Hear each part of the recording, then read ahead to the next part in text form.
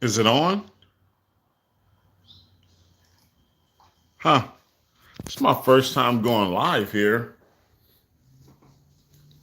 Never thought about doing it before. I'm always doing some type of video and stuff, right? So, hey, what's up, my construction entrepreneurs? I got zero people on at the moment, but who cares? You just let it out and just let it go. That's what you do. So, how do we get better as construction entrepreneurs? It's some of us are facing tough times out there. Some of us are not. Some of us are busier than all outdoors, and some of us are not. Me myself, I'm finding it. Let me try to see if I can get to a better area here. Me myself, I'm finding it harder to land work. You know, um, so the game is definitely different at the time right now. So you definitely have to add technology to what you're doing, because if you don't, then you're just going to fail. You're just going to not succeed at all. And that is the tough thing here. Let's see if I can. And adding technology to what we do is key. Let me go get something to hold this thing up with. So adding technology to what we're doing is key to everything. That's how I get so much done in so little time. Now I use Bluebeam for estimating. I still use Excel. I use the CES estimating system. So I use a variety of things depending on the type of projects that's going on. And you have to do that nowadays, because if you don't, then you're just going to find yourself losing behind the curve. And if you don't put yourself ahead of the curve in the construction industry, especially nowadays with so much coming into it, you're going to lose. Are you going to constantly, maybe slowly fall behind? Now, some of us want that. I don't know. Some of us like to do that. Some of us don't mind falling slowly behind, maybe so we can retire and get up out the business. I'm still young. I'm still pushing forward. I still want to do more. I still want to have more. So it's not that I'm being forced to learn what's new in the industry. Is that I'm enjoying to learn what's new in the industry. I'm excited about the printing concrete homes. I'm excited about BIM, that's getting old, I heard, but I'm excited about all that technology coming into the industry. I'm not afraid that the construction industry is disappearing or going out. I don't think that that's going to happen for a while, but when it does happen, I'll be prepared for that next step, whatever it is. If I need to go buy a printing machine, if I need to supply the parts for the printing machine to print these homes, or be a designer, then I don't know where it's going to be, but I'm definitely keeping my eyes to the industry, my eyes and ears to the industry, so I can make that right next move to continue to be successful. And that's what you should be doing even now. Bidding on jobs. You should be looking for more. How do you get more jobs on and get them out during the same period of time? How do you go for that? What application do you need to bring on board to be able to do that? A lot of times we're afraid to bring on all this online. What is that? The home advisor, and it's called different things in other areas. Some of that stuff works depending on what type of trade that you're in.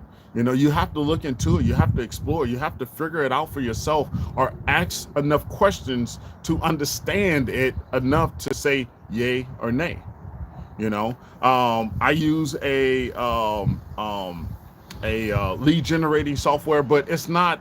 It's similar to Dodge. It's Reconstruct Connect, and they own quite a bit of things in the market too. But having some type of system where it brings work into you so you can actually bid on more work and not waiting on someone to call you, not waiting on someone to, see you in the grocery store and offer a job to you, not waiting on someone to, your aunt to catch you at a holiday gathering and offer you a job.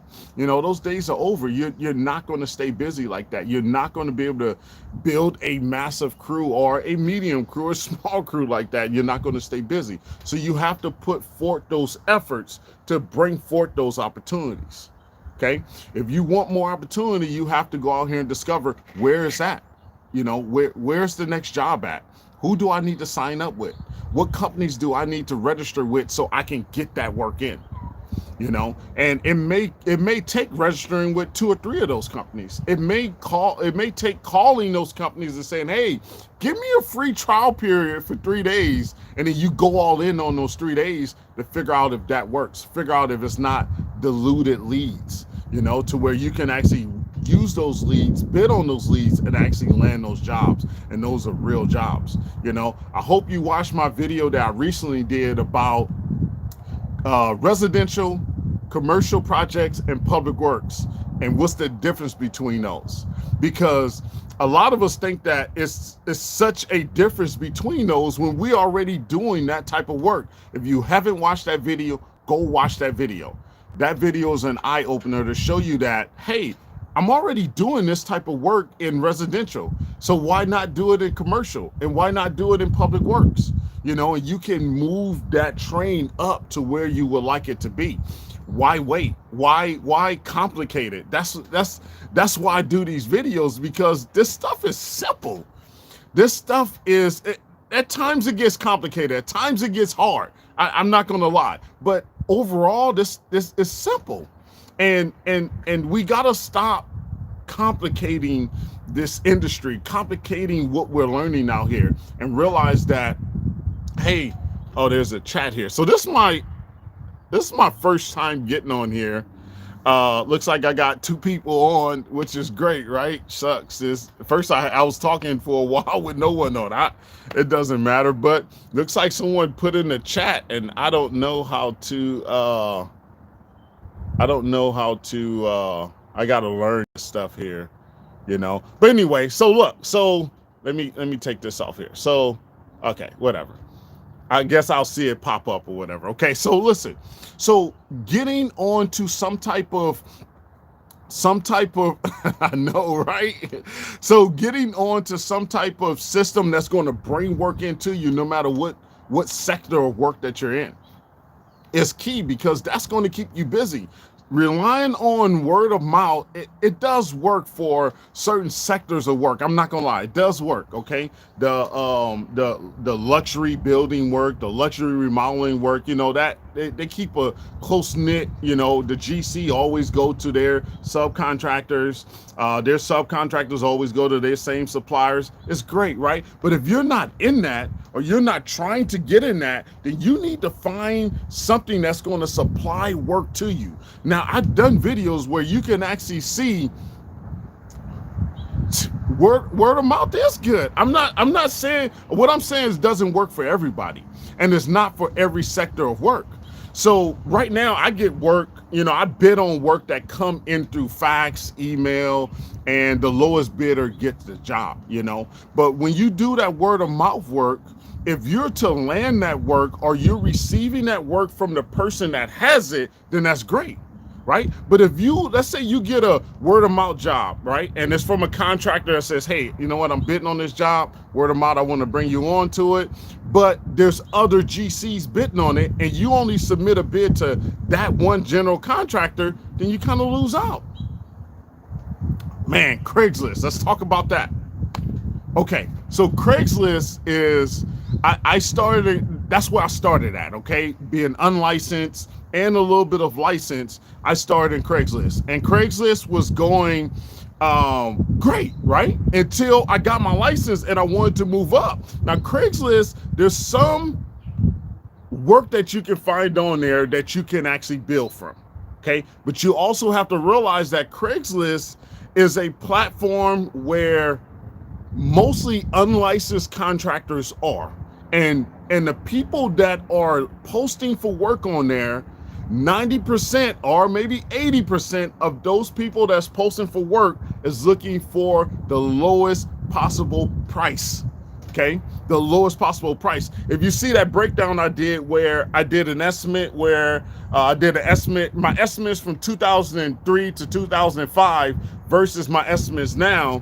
Now, those Craigslist customers would have accepted that price that was 5,000, but would not have accepted that new price of 7,600, right? They would have been out of that range. They would have told me to get out of their house. So you have to figure out, okay, how long do I stay with Craigslist?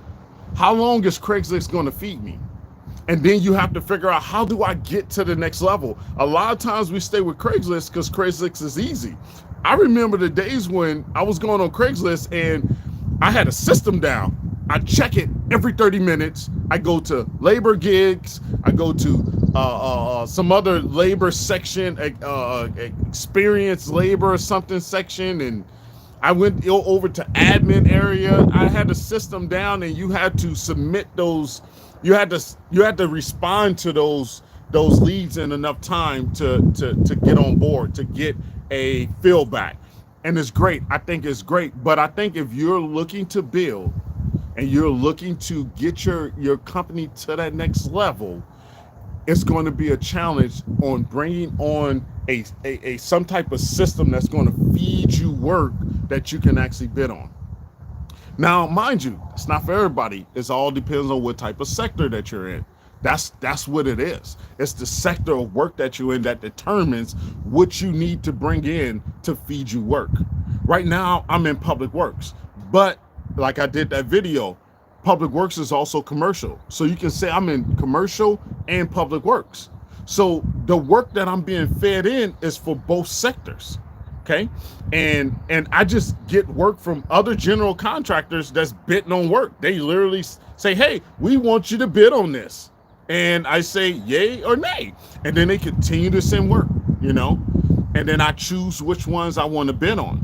So you have to get on some type of system that's going to bring it in. And it's key. It's key. Okay, so you're doing HVAC and appliances. For HVAC and appliances, you know, that might be, it depends on what type of HVAC. If you're doing on the maintenance side, then, you know, home advisor type of lead generating service may work for you. You know, another company that I bring people on to is, so there's companies out here that do work for smaller companies. Now, what I mean by that, there's a company out here that, let's say Parenthood, right? Let's say there's a mall store called Parent Motherhood or something like that, right? Or Claire's or whatever stores in the mall. Well, those stores have, those companies have stores in every mall, all over, right? So instead of, like, when something goes wrong in that store that they need to get repaired, each store don't want to be responsible to call or find a contractor in that area. So they hire a maintenance company, which finds the contractor in that area to do the work. One of the companies that you can look into is National Maintenance. So National Maintenance is a company, and there's other ones out there. I forget the name of them, but this may work for the person that posted, I do HVAC and maintenance, or even to start some of us out here. Okay. Yeah, home advisor is trash for me, but it works for some people. So this company name is National Maintenance. So what National Maintenance do is National Maintenance signs up with stores or companies that have locations in every state, right? And what they do is they become the one-stop shop for those companies. So let's say the Claire's in Temecula, close where I'm at, will say, hey, you know, we got a door that's broke and there's these lights are not working. So they'll call National Maintenance and say, hey, we got a door that's broken and we got lights that are not working and we think it's an electrical problem. We tried to change the bulbs, but none of this is working. So National Maintenance creates an order, and then National Maintenance reaches out to the contractors that they know that are in that area and submits a work order to them. Okay, you just have to sign up with those companies, give them your rates, and then let them know like, hey, this is my on hour, this is my off hour rates, this is what I charge to do electrical, this is what I charge to do this is what I charge to do that. Now to do that, you have to have your insurances in place to sign up with companies like that. But that's that HVAC. They do a lot of HVAC. They do a lot of painting. They do a lot of door repairs. They do a lot of electrical work. You know, I've done a lot of that work. Now, mind you, you have to realize that work that you get, if you sign up with National Maintenance or any other type of maintenance company, you have to realize they will do 30-day net for you. Okay? They will do 30. Oh, good deal, Frank. That's good, man. I love that guy over there. So they will do 30-day net on you, okay? So that means that when you go out and do the job, you won't get paid for 30 days, okay? Now, you need to have all your insurances in place, your workers' comp, your general liability, and you know what? If you say that you don't have employees, you can actually, you don't have to actually submit a workers' comp certificate. You can say, hey, I don't have it. But everything else, the commercial auto, and general liability, you have to submit. So go sign up with National Maintenance. That's a plug. I'm serious. That's a plug for everyone out there. Go sign up with National Maintenance. I don't usually share that out. Well, this is my first time doing this, but I don't usually share that out with everyone. But that's a plug. And look after. Yes, you do have to do a net 30, and that's just the way they do it. So they're not paying to do the job. They're not paying to get the job done. That's why they do a net 30. See, they wait to get paid to pay out. And that's what you see on a lot of contracts nowadays, pay when paid or pay if paid. So look for that on contracts, okay? So looking for work on national maintenance companies. Another deal that I was doing is looking for work for restoration companies. Restoration companies, as you guys know, Servpro got bought out by Blackstone. Blackstone is a big financial company, right? They buy companies, they buy buildings, apartments, and invest in different type of things for their investors and put and supply return to them, right? Well, Blackstone a few years ago bought out oh my gosh, what I just said it, a restoration company, Servpro. They bought out Servpro. Okay, I'll talk about the lien next. Remind me. So Blackstone bought out Servpro. So now Servpro, a restoration company, at first Servpro was just doing the mitigation of it. So now Servpro has to do, now Blackstone is requiring Servpro to do the construction part of it. So now when Servpro was just going in there doing the water mitigation, fire, burn, and then leaving, and then the homeowner was trying to find a contractor to do the reconstruction, Blackstone has made every Servpro now do the reconstruction. That's the great thing about it. So if you're in the area of a Servpro, make sure you call them and ask them, do they need help with drywall? Do they need help with painting? Do they need help with HVAC work? Do they need help with concrete work? Give them a call and see if you can get on with them. I have not fully filed. I have not when you do a lien on a company or on anyone, it's called perfecting the lien. Is when you get to the end of it. I have not perfected a lien, okay. But one thing I have done is just submitted my preliminary notice. Usually the prelim gets people to move. Okay, there's one thing that you must always do. You must always file your prelim. Make that a mandatory thing. File your prelim. No matter what job, no matter how size, no matter, I don't care. Get in the habit of following your prelim. Now, there's certain clientele base that once they receive the prelim, they think it's a lien. So you have to do some education sometimes. You have to educate people that, hey, no, this is just a part of my rights. This is part of what you're actually supposed to be doing that according to the CSLB. They require contractors to file your prelim for every job. So file your prelim. And the reason why I say get into the habit of filing your prelim is because there's going to be a time where your prelim is going to come into effect, and you're going to not file it, and then you're going to find yourself in a pickle, and you're not going to get paid, and you're not going to have any rights. So file your prelim. There's companies out there. Just Google companies that do prelim. There's companies out there that does prelim for you. You just submit, you land a job and you send them the information and they will file your prelim. It's hands off for you. And it is cheap. I think it's $25 a job, maybe $30 a job. It is cheap. Okay. You can probably work out a deal with them. Find a company to submit all your prelims. And that same company also will also track the completion. When the certificate of completion is filed with the city, some of those companies track that. Now, the reason why I say that's important is because sometimes on certain projects, we don't get our retention until the completion of the job is final. That's when you get your retention, whatever retention they're trying to hold from you, okay? Hey guys, I'm gonna let you go with that. I'm gonna try to jump on here again. I think I was already on here for 20 minutes already, quite a bit long. Working out a deal means money lost, correct? Working out a deal means money lost, correct? Well, I wouldn't say, working out a deal. I don't know. There might be more to that question than that. But hey, listen, I'm gonna let you guys go. Okay. Thanks for hopping on. Hey, listen, make sure you check out the This Is How You Estimate class that's on May 24th. This is my first time jumping on here. I see how easy it is. I'm going to jump on here even more. That way I can answer more questions and kind of reach out to you guys a little bit more and get more information out to you. Hey, my construction entrepreneurs, thanks for following. I hope that the information that I continue to provide really helps you out there. That's all it's about. I'm trying to make a little bit of money and help people out. Straight up. That's what it is. And hopefully I continue to provide that for you. And hopefully I'll continue to provide the answers and everything, but make sure you check out that class. It's going to be beneficial. And check out that last video I did about commercial, residential, and public works. My construction entrepreneurs, hustle hard, then hustle harder. I'm going to catch you on the next one. How do I cut this thing off?